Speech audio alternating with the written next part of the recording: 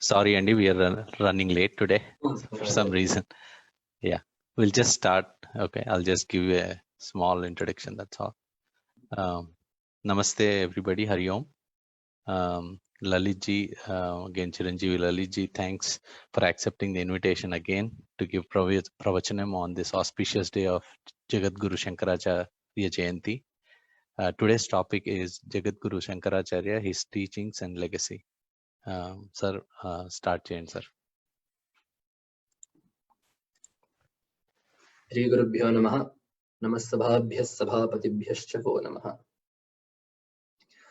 Vedandasyam giram devim sadgurof pada pankajam jagadgurunshcha shringadrasthitan vandertha siddhaye vande gajendra vadanam vamankarudhavallabhashrishtam kunkumaparagashoणam kuvalayini jarakorakapedam माला सुधा कुंभ विबोध मुद्रा विद्या विराजत करवारिजाताम् अपार कारुण्य सुधाम्बुराशिं श्री शारदाम्बां प्रणतोऽस्मि नित्यम् प्रमाण नख निर्भिन्न महामोहामरारये नमस्कुर्मो नृसिंहाय स्वप्रकाशचिदात्मने सत्यज्ञान सुखस्वरूपममलं क्षीराब्धिमध्यस्थितम् योगारूढमतिप्रसन्नवदनं भूषा सहस्रोज्ज्वलम् त्र्यक्षं चक्रपिनाकसाभयवरान् बिभ्राणमर्कच्छविम् छत्रीभूतफणीन्द्रमिन्दुधवलं लक्ष्मीं नृसिंहं भजे नारायणं पद्मभुवं वसिष्ठं शक्तिं च तत्पुत्रपराशरं च व्यासं शुकं गौडपदं महान्तं गोविन्दयोगीन्द्रमथास्य शिष्यम् श्री शंकराचार्यमथास्य पद्मपादं च हस्तामलकं च शिष्यम् तं तोटकं वार्तिककारमन्यानस्मद्गुरून् सन्ततमानतोऽस्मि सर्वतन्त्रस्वतन्त्राय सदात्माद्वैतवेदिने श्रीमते शंकरार्याय वेदान्तगुरवे नमः। गिरां देवी वाणी विमलगुणिनौ मे च पितरौ गुरुत्तंसाः मल्लाप्रगडकुलभूषा मणिबुधः कुटुम्बाख्यः शास्त्री रसिकहृदयाये सहृदयाः निजाशीर्भिः कुर्युः सफलवचसं मां करुणया शङ्कारूपेण मच्चित्तं पङ्कीकृतमभूद्यया किङ्करीयस्य सा माया Shankaracharya. This is one of the many shlokas that are told doing namaskaram to Jagadguru Shankaracharya, whose auspicious Janmadina, Vardhanti Jayanti is today. So offering my namaskarams to his feet and to the feet of the entire Guru Parampara that flows from him. When we talk about our Guru Parampara in Sanatana Dharma, our knowledge is apaurusheya. The knowledge that is taught to us via this Guru Parampara is called apaurusheya. It is not born of man. It is not a single person's creation. It is not a single book's faith. It is not limited to a place or a time. So, in such a religion, it seems that individual gurus should not really be that important because the teaching is timeless and it is not born of a person. But the reality is actually quite the opposite. Gurus are paramount to us. That's because we rely, because this knowledge is not born of man, because this knowledge is divine in origin, we call it Swatah Pramana. It is intrinsically true and valid. We trust in our gurus and teachers to pass down that apaurusheya vidya, to pass down that knowledge to us verbatim and exactly. And furthermore, we do not merely consider people who teach or preach gurus. They have to be people that have experienced and live the truths that they profess and teach. They have to both experience them and teach them. Which is why when Veda itself talks about the qualities required for a teacher, it says, Tad vijnanartham sa gurumeva bhigachet samitpani shrotriyam brahmanishtham. So tad vijnanartham, tat refers to aparoksha jnana, brahma jnana, knowledge of the ultimate reality. So tad vijnanartham, saha being a jignasu, one who is desirous of learning.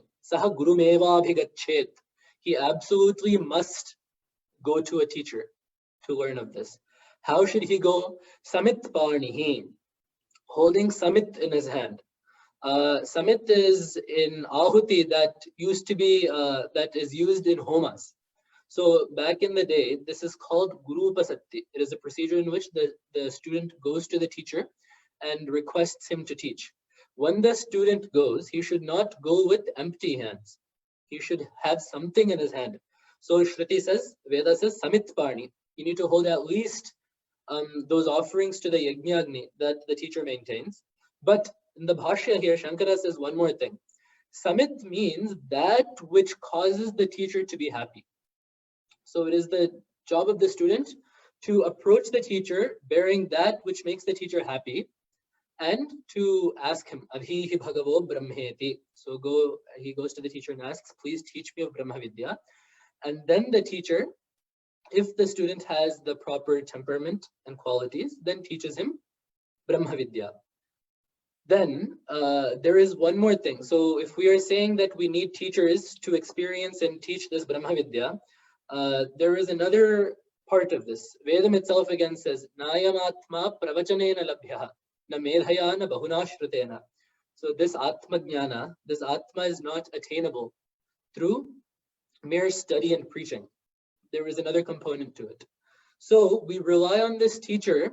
When we look at this teacher, we do not look at him as a mere human.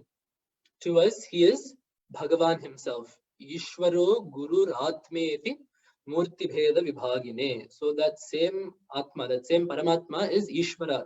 He is Bhagavan in whatever form, whether it be Vishnu or Shiva or Shakti or Ganapati or whoever. He is Ishvaraha Guru. He is the teacher that teaches us Atma Vidya, Atma. And at the end of the day, he is the Chaitanyam that resides in every being, which is why Vedam says, Yasya Deve Para Bhaktihi, Yatha Deve Tatha Guru. So the best sadhaka is one who has devotion to the Guru as he has devotion towards Bhagavan. So adoration of the Guru, worship of the Guru, respect towards the Guru is of paramount importance to us in Sanatana Dharma. Of those Gurus, Shankaracharya holds an excellent spot. In Totakashtakam he says, Jagatim avitum kalita kritayah vicharanti mahamahasah chalataha ahimam shurivatra vibhasi guru bhavashankara deshika me sharanam. So Totaka says there, Totakacharya says, there are many great souls who loka jagrakshaya, to bless this world, to teach this world, to give anugraha to this world. Many great souls take birth in this earth. Of those great souls, O Shankaracharya, you shine like the sun. Just as the sun is the greatest of all illuminaries. Shankara too, Shankaracharya, Shankara Bhagavatpada, shines like that amongst our Guru Parampara. It is no stretch to say that without Shankaracharya, regardless of whether we're Advaitins or Vishishtadvaitins or Advaitins, Sanatana Dharma would not exist the way it does today. So when we consider Shankara's legacy, what he did as a Guru, and why what he did as a Guru made him a Jagadguru, it is almost unfathomable that someone could accomplish so much in 32 years. Ashtavarshe Chaturvedi, Dvadashe Sarvashastravit, Shodashe Kritavan Bhashyam, Dvatrimshe Munirabhyagat is the saying that has been coming down to us, that's been passed down. So by the time he was 8, Adi Shankara had finished learning all 4 Vedas. Dvadashe Sarvashastravit, by the time he was 12, he had finished learning the Shat Shastras. By the time he was 16, Kritavan Bhashyam, he had finished writing all the works that span his literature. Dvatrimshe Munirabhyagat. By the time he was 32, he merged back into that Paramatejas of Dakshinamurti from which he came. So that's why if we look at the work that Shankara has done, it is virtually impossible to do that without a person having Bhagavad Amsha, being Bhagavan himself, which is why we say Muktva Maunam Vata Vitapinoh Mulato Nishpatanti Shambhor Murtihi Charati Bhuvane Shankaracharya Rupa. So Shambhor Murtihi, a form of Shiva, walked this earth as Shankaracharya.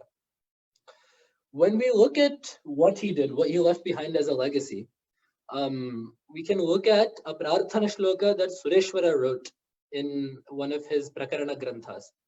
Ashailadudayat athastagiritaha bhasvad yashorashmibhihi vyaptam vishwam anandhakaram abhavad yasyasma shashyairidam आरात ज्ञानगभस्तिभिः प्रतिहतः चंद्रायते भास्करः तस्मै शंकरभानवे तनुमनो वाग्भिर्नमस्यात् सदा. So from Ase to Shitachalam, from Udayadri to Astadri, this whole Bharata Varsha was once dark. It was merged in a certain darkness. People did not know what the light of the Vedas was showing. People did not know what their duties were. People did not know what Sanatana Dharma was teaching them. So then came Shankara Bhanu, the sun, the radiant sun called Shankaracharya. And what did he do?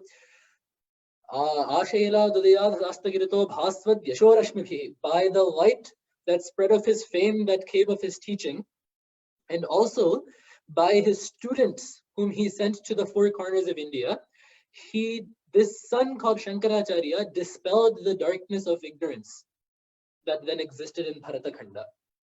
So this is one. He, by virtue of his teachings and by his students, dispelled the ignorance that was then existent in Bharatavarsha.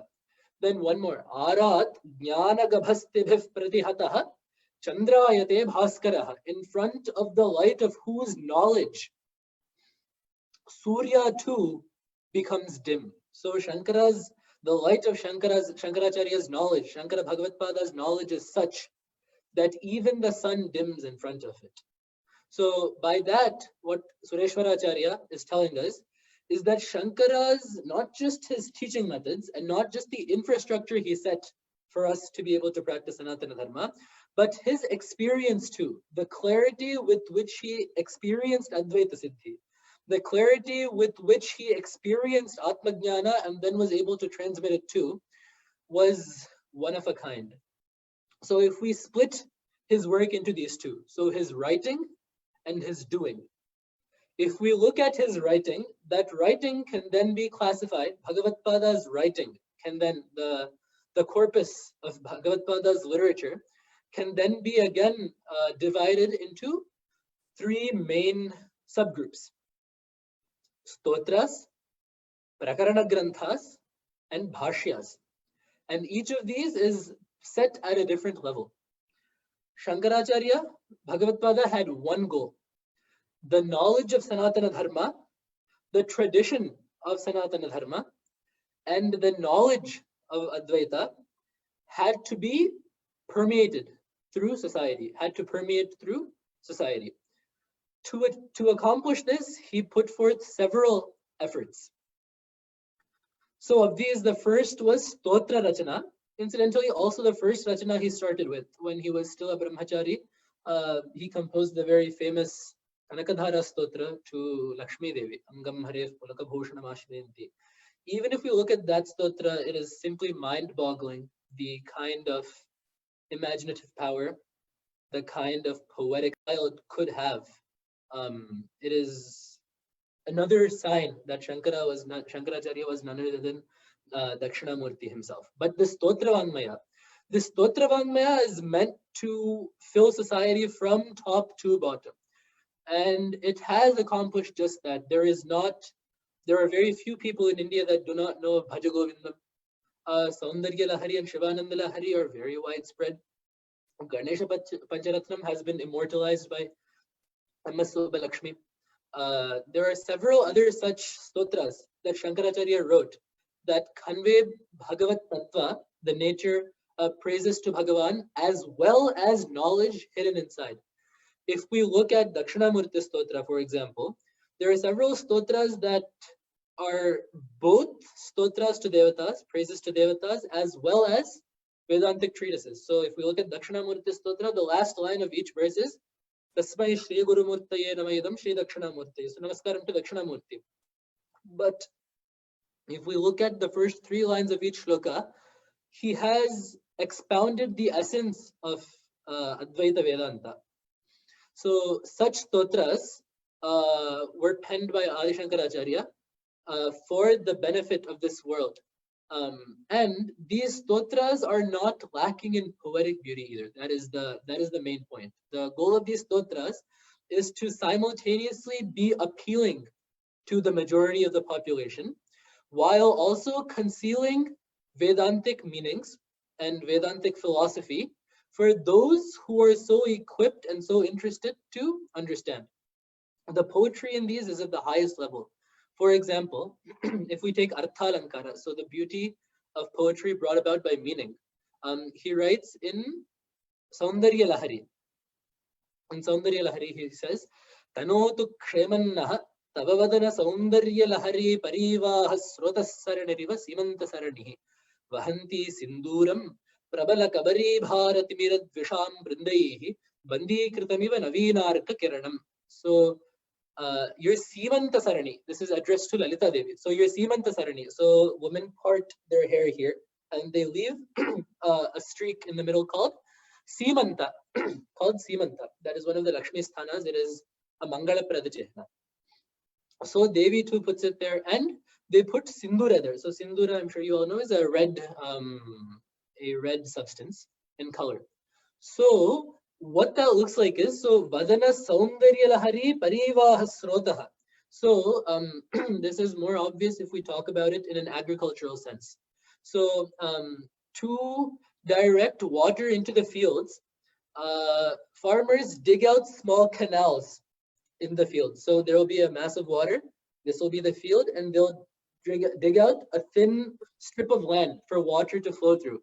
So he says here, so there is a divide in the hair. So there's hair, face, and a divide in the hair. So that Simanta Sarani, that streak of the Simanta, looks like this whole face is a mass of Saundarya. And that Saundarya is flowing through the path of that Simanta Sarani. And then afterwards, he puts in an Upamana that puts even the likes of Kalidasa and Bhavabhuti to shame. Vahanti Sinduram. So the hair is black, and the Sindura in the middle, that streak, that line of Sindura is red. Vahanti Sinduram Prabala Kabari Bharatimirat Visham Brindaihi Bandi Kritam Iva Navinarka Kiranam.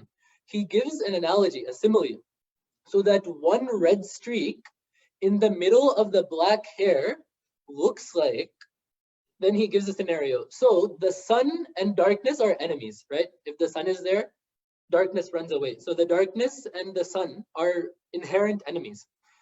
So one day, the darkness captured a ray of the sun and held it captive. So the black hair looks like the darkness of the night. And that one red streak looks like a solitary red first ray of the sun that became captive. So this whole hair is black, that one streak is red. So it looks like the darkness and one ray of the sun. Such a beautiful simile was put forward by Bhagavad Pada. And the meaning in that, so blackness is Andhakara. That Simanta is the sun, so it is light. So Devi is the light that drives away our Andhakara. So with such beautiful poetics, as well as inner meanings, he has composed many stotras. These stotras are also not lacking in Shabda Alankaras. Nitantakan, Titantakan, Timantakantakatmajam, Achintya Rupamantahe, Namantaraya Krintanam, Hridantare, Nirantaram, Vasantame, Vayoginam, Tame Kadantame, Vatam, Vichintayami Santatam. Even if we don't know what it means, it's very pleasing to the ear. So thus, Shankaracharya has composed several stotras that were designed to permeate society and make this knowledge more accessible to the general man. Then comes the next level. So people who want more than just hints or more than just undertones of Vedantic knowledge, of philosophy, he wrote Prakarana Granthas. So these are books that are meant to lead a sadhaka, to lead a seeker through certain stages. And these books are presented in stages. These books are presented in stages too. So generally the first book people read is called Tattvabodha. So it's a prose book. Acharya then he defines all the terms of Vedanta, and he eventually, through defining terms, gives us a general overview of Vedanta. Then there's Atma Bodha. Then there is Viveka Chudamani, which talks about several Advaitic concepts. There's Dridrishya Viveka, which tells us how to differentiate between Brahman and the world. There's Aparokshanubhuti, which tells the seeker how to understand the true nature of Brahman and how to conduct inquiry. So that book is very much a good self-guide. Also, if taught for someone to figure out what the process is. So how do we discern? It's good. Shankara's Siddhanta is Brahma Satyam, Satyam Jagan Mithya Jivo Brahmaiva Naparaha. Brahma Satyam. Brahman is the one Trikala Badhita Satya, the one absolute reality. Jagan Mithya. The world is an apparent reality. Jivo Brahmaiva Naparaha. The Chaitanya in this Jiva is none other than the Chaitanya of Brahman itself. So it walks, essentially, it takes the reader through logical steps. And all of these Prakarana Granthas, Shankaracharya says in Aparokshanubhuti, he says, Shrutya Yuktya Acha Sammatam. This is where Shankaracharya shines. His propositions, his explanations are backed up by two strengths. Shrutya Yuktya, with Shruti, so with Veda Pramana, and Yukti, with Nyaya Bala. So actually in the preface to Dakshinamurti Stotra, Ayati writes, so Advaita Sudhambudhim. So Shankara took Nyaya Mandharena, Vicharadi Mathanam Kritva, Advaita Vedanta Sudhambudhe Udbhutam Amritam Advaitam. So that Yati writes that just as before, so there was the Kshira Sagara that was churned with the mountain, the Mandara Parvata, and yielded Amrita in the same way. Shankaracharya took Vedanta, so the Upanishad Sara, he put a mountain called Nyaya, so logic in that, and through Vichara, through the process of contemplation, he churned that the Vedas and Vedantas, and gave to us the essence, the Amrita that comes of that churning called Advaita. So everywhere Shankaracharya uses Shruti and Yukti, Veda Pramanya and Nyaya Bala. So first, in our tradition in Sanatana Dharma, everything must be backed up by the Vedas. There is no other way around that. Veda Parama Pramanam. Whether there's Swataf Pramanam or Parataf Pramanam is again debated. But the fact that the Vedas are the highest Pramanam, there is no doubt. So whatever a Guru tells needs to be backed by Vedas. Then the second part is Yukti. So it's not just here the Veda says it, believe it. You also need to be able to prove, or you need to be able to substantiate the relationship between different words of the Vedas using Nyaya, using Tarka, using logic, dialectics, epistemology. So Shankaracharya is very pristine when it comes to this. He quotes Veda exactly as needed. He uses Nyaya exactly as needed. So the Prakarana Granthas are meant to lead sadhakas who are interested in seriously pursuing Vedanta through that. Then for those who are very educated, learned, as well as to establish Vedanta, Advaita Vedanta firmly, he wrote Prasthanatrayi Bhashya, most famously, and several other Laghu Bhashyas. They're called Laghu Bhashyas. The Prasthanatrayi Bhashyas are commentaries on the three most important Vedantic texts of Sanatana Dharma, namely the Brahma Sutras, Bhagavad Gita, and Upanishads. So they say that Vedanta Atma Vare Shrotavyo Mantavyo Nididhyasitavyaha is what Vedam says. So we need to do Shravana, Manana, and Nididhyasana for attaining Atma Jnana. So Shravana, we first need to listen to what the teacher says, then Manana. We then need to mull it over and support it and figure out the logic behind it. Then Nididhyasana, we need to dwell on it, do dhyana of that, and try to incorporate that into our lives. So they say that these three texts, Brahma Sutras, Upanishads, and Bhagavad Gita, each correspond to one of these. So they say that Upanishads are the Shravana Prasthana. So through Upanishads you hear, through Brahma Sutras you do Manana, and through Bhagavad Gita you do Nididhyasana. Either way, the point is that these three texts are central to the school of Vedanta.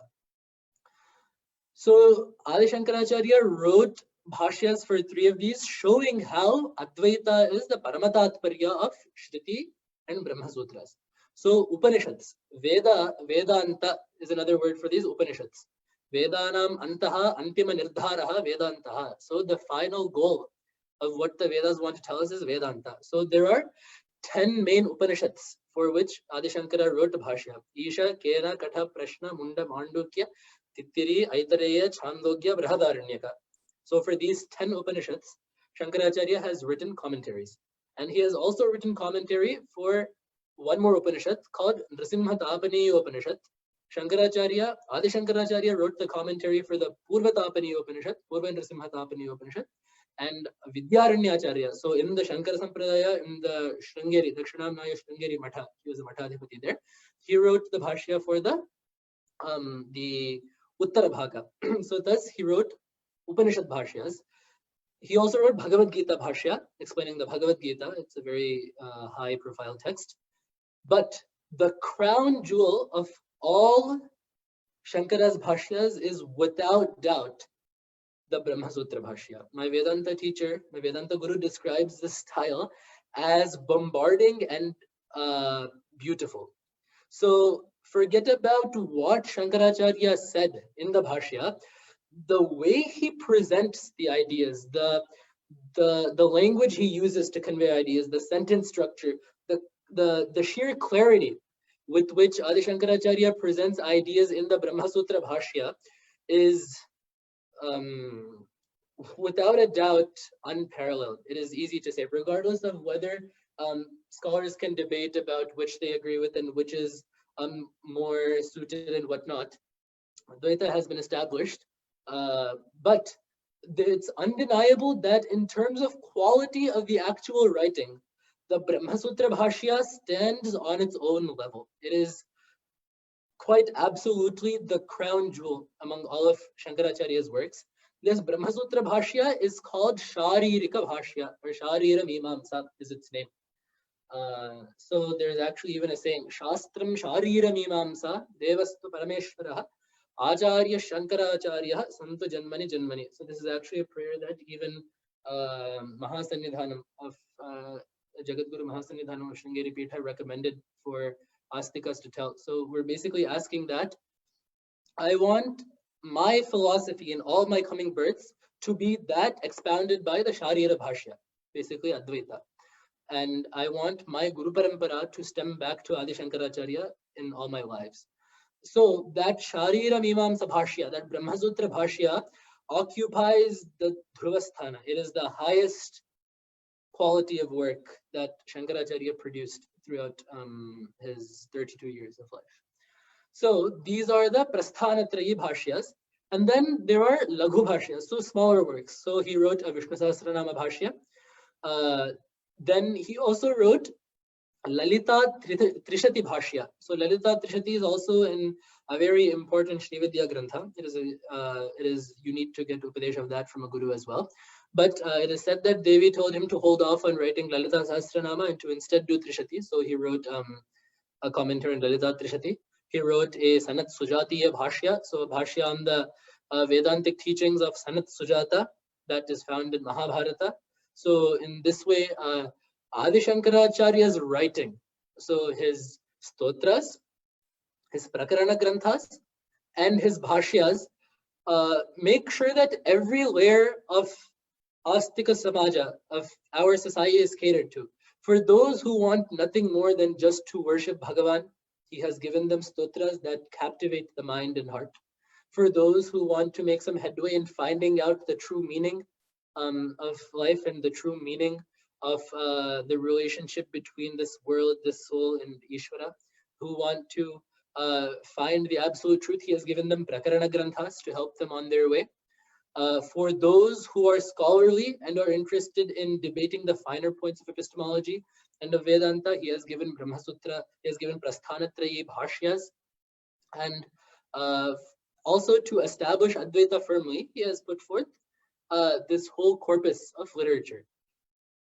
For one person to do this in 32 years, and that too Rachana happened only in 16 years, and that too the first 8 years went in study, for one person to compose such an illustrious set of works, all in high quality, and at such a young age, again, I reiterate my previous point that it is very hard for a mere mortal to do this, and that is why Shankaracharya is Shankaraha Sakshat, Vyaso Narayano Harihi. Shankaracharya is Shankara himself, is Shiva himself, and Vyasa is Vishnu himself. There is no doubt about that. Which is why in the Brahma Sutra Adhyayana, there is a Dhyana Shloka, Shankaram Shankaracharyam Keshavam Badarayanam Sutra Bhashya Kritau Vande Bhagavanto Punah Punaha. So Namaskaram to Shankara, Adi Shankaracharya, who is Shiva himself. Namaskaram to Vyasa, who is Narayana, and who respectively authored the commentary to the Brahma Sutras and the Brahma Sutras. Namaskaram to them. So Adi Shankaracharya has given us a vast corpus of literature for us to study, for us to benefit from. And I would also like to make one more point and a humble request too. When we are taught something in school, for example, if we're taught chemistry, or let's say we're taught multiplication tables, right, when we're younger, they have us memorize them. So 2 times 2, 2 times 1 is 2, 2 times 2 is 4, 2 times 3 is 6, 2 times 4 is 8, 2 times whatever. They have us memorize this. However, if we merely memorize this, don't know what it means, and come back, the teacher teaching that has been wasted to a certain degree. It is good that you've memorized it, and you do need to memorize it. But if you don't understand what multiplication is, and it becomes just a set of numbers that you've memorized, not only have you missed the point, you will not also be able to progress in that field. So too, when Bhagavatpada has graced us with this vast reservoir of teachings, that everyone can find something. There is some work for everyone's stature in his writings.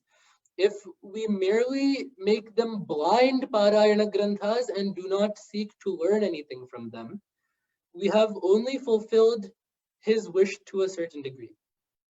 Let's say you don't understand much. Do Bhajagovindam. Bhajagovindam is very easy to understand. Several acharyas and teachers have written commentaries. Let's say that you want to pursue the study of Vedanta, read Prakarana Granthas.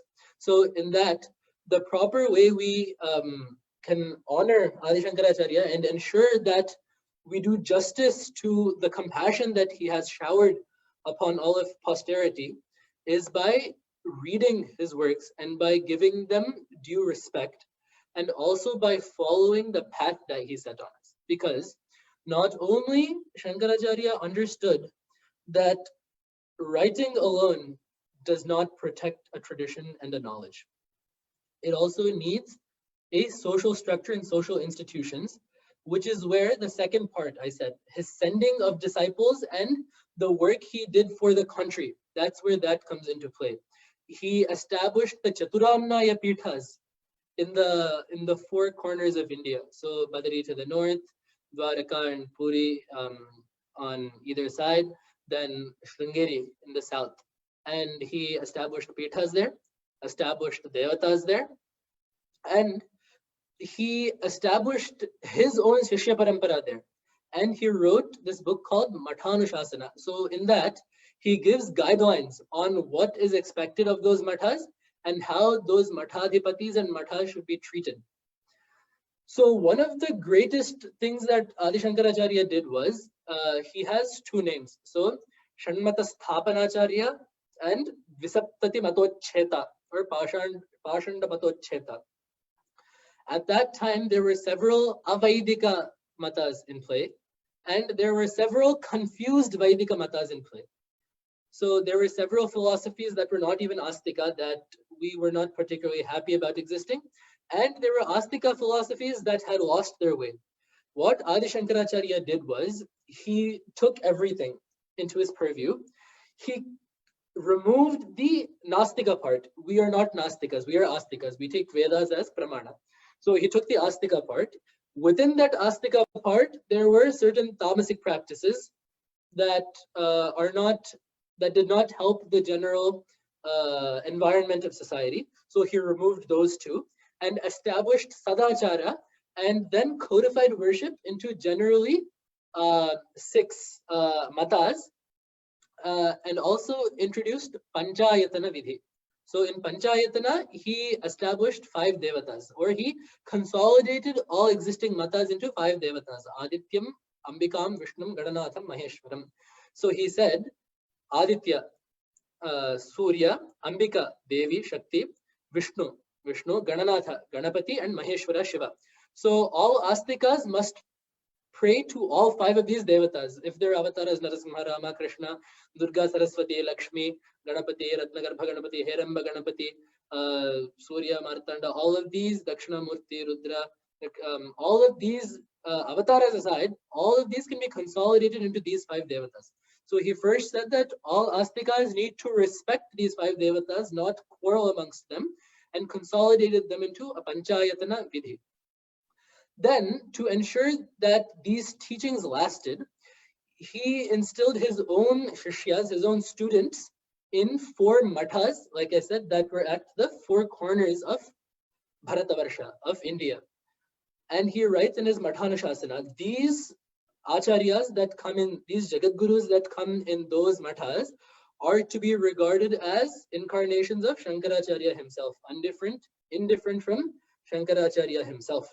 So at least the matha that I have the most relationship with, that my Guru Parampara leads to, is Sringeri Matha. So speaking of them, Mahasannidhanam Varu and Sannidhanam Varu, both of them are verily Shankaracharya in form.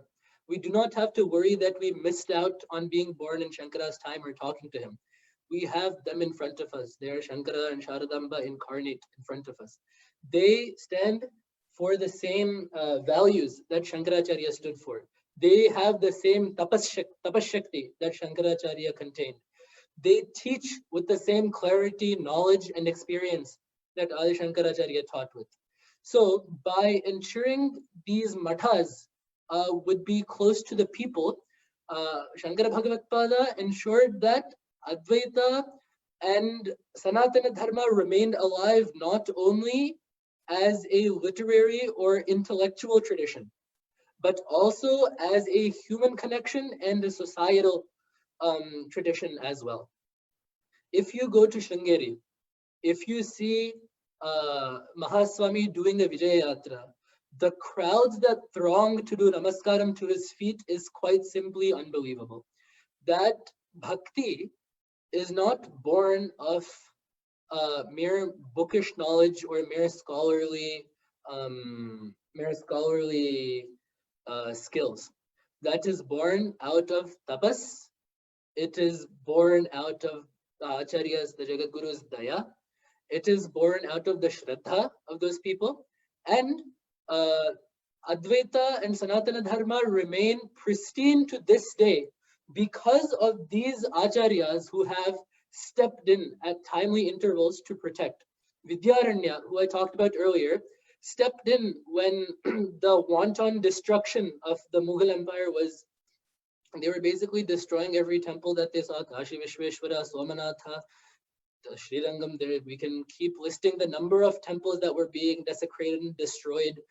inhumanely with not much thought. So Vidyaranya realized that Sanatana Dharma needs a kshatriya support. It needs a political support in the south, and he established the mighty Vijayanagara Samrajya, which held its ground in South India against destruction and preserved tradition, temples, and acharya for those 350 years until the intensity of the onslaught of persecution decreased. So because of Vidyaranya's timely intervention, Sanatana Dharma remained alive. Again, after Shankaracharya, we have Satchidananda Shivabhinava Nrsimha Bharati Swami, who was the one who discerned through Tapashakti that Kaladi was where Adi Shankara was born, and who did almost as much writing as Adi Shankara himself. So Adi Shankara's Pithas have given us such illustrious acharyas who are Shankaracharya himself. So thus I have done my best to convey what Shankaracharya has left us in terms of how to understand Sanatana Dharma, how to learn Sanatana Dharma, how to follow Sanatana Dharma.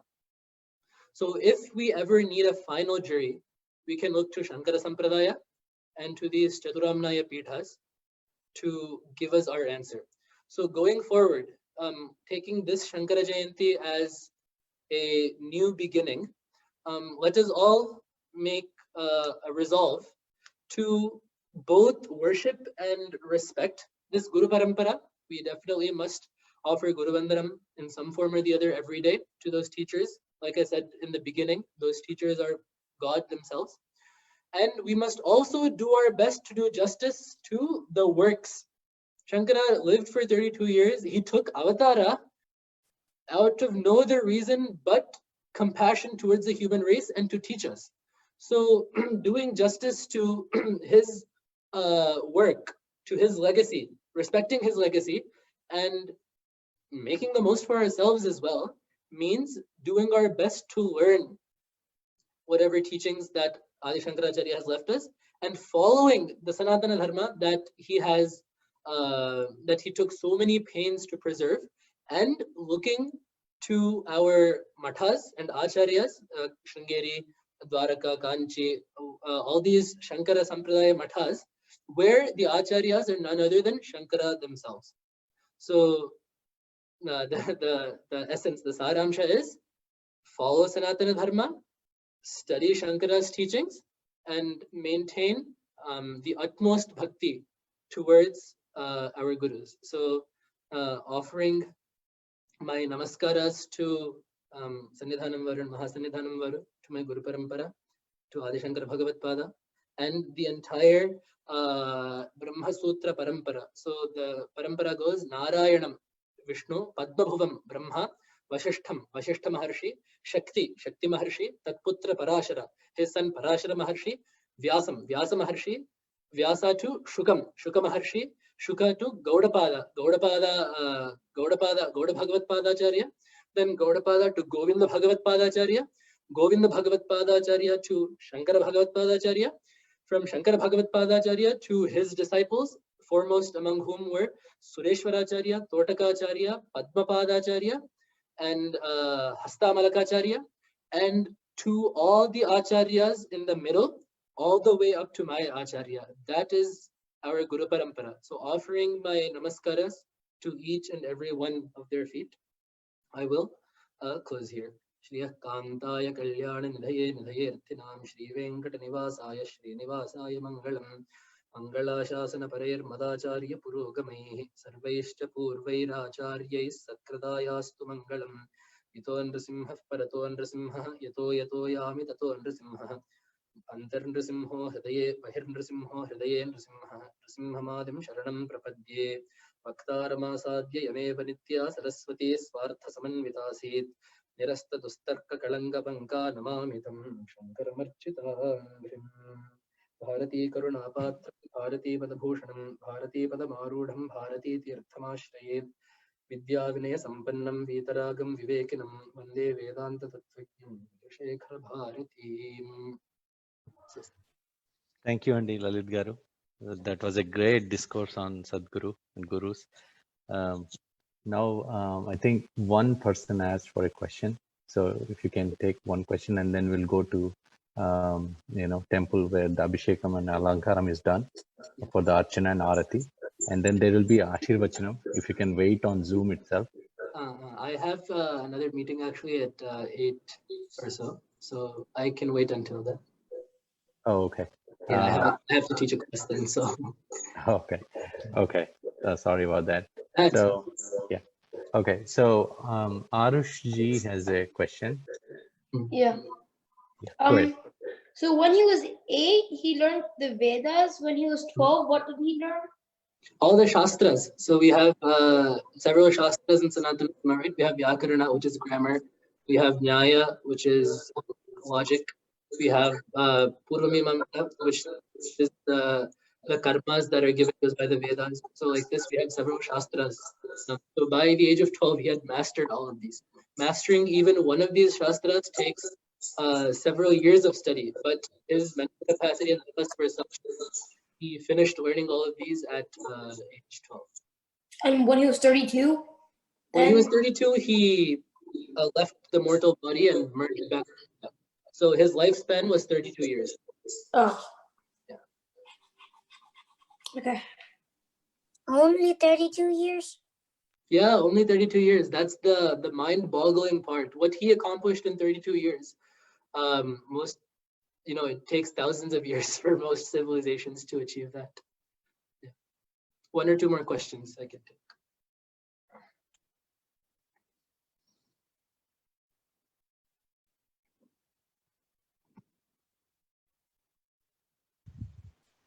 Okay.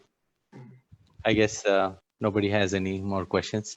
So people all in the Zoom can either stay here to watch the Archana, Alankaram, Archana and Arati,